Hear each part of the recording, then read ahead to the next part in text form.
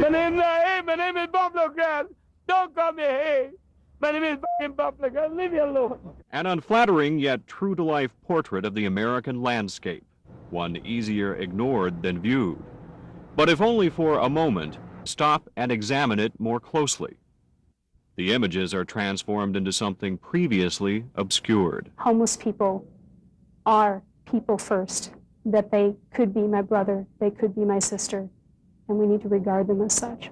For a week, I went undercover to become a figure in the portrait.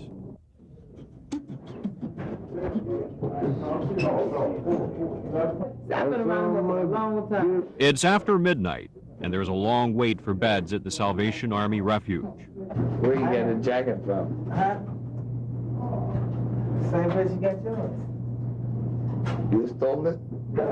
Stop crap. I gave you one. Yeah. Drink it so much. Take a good look. By some estimates, more than 50,000 people in the Twin Cities will be in and out of emergency shelters like this one during the course of a year.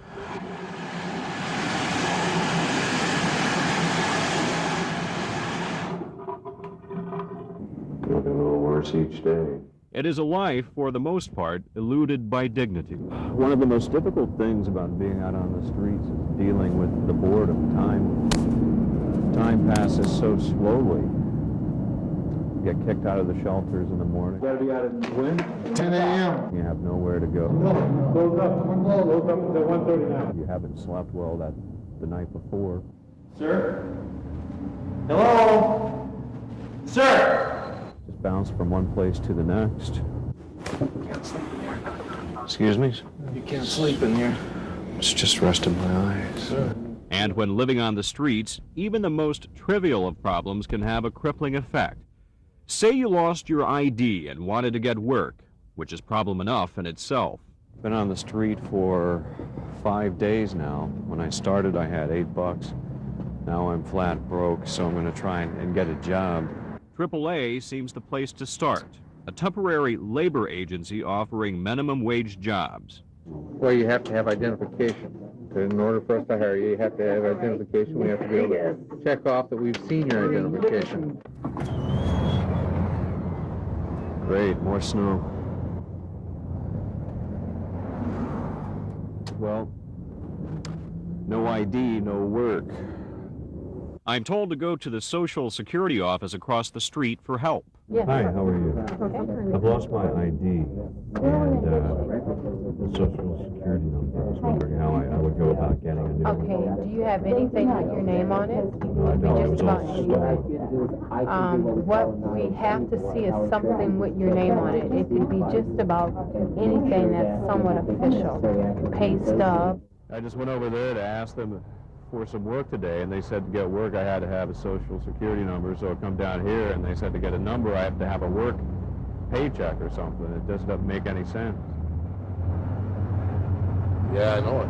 It's 22 all over. A number of programs are in place to ease the burden of homelessness, from financial assistance to food stamps. They call it the system, but the system, like some of the people who use it, is flawed.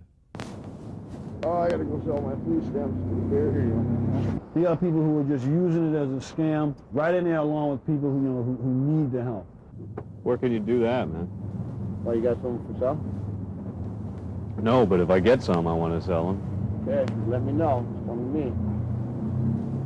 I know about 8 people that will buy them, big time. Cool.